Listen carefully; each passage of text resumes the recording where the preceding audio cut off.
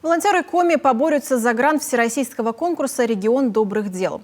О своих планах добровольцы рассказали на профильном совете. Республиканская заявка на участие в конкурсе состоит из двух блоков. Первый – это программа по развитию добровольческих центров в Коми. Второй – это реализуемые проекты. Жюри презентует 12 благотворительных инициатив. Проекты охватывают все возраста людей, которые занимаются добровольческой деятельностью, практически основные направления волонтерской деятельности, которые интересны нашему населению Республики Коми. Поэтому я думаю, что заявка имеет место на успех.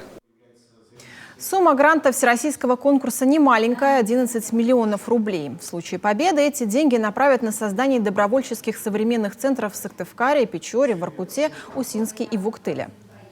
Последние 2 года мы не получали федеральное финансирование, но тем не менее все те практики, которые участвовали в конкурсе, они были реализованы силами и общественников, и муниципальных образований, ну и государственных органов. Ну, в том числе и мы в прошлом году создали региональный центр тоже полностью за счет республиканского бюджета. На Совете по развитию добровольчества анонсировали подписание трехстороннего соглашения о взаимодействии между правительством региона, Ассоциацией волонтерских центров и ресурсным центром.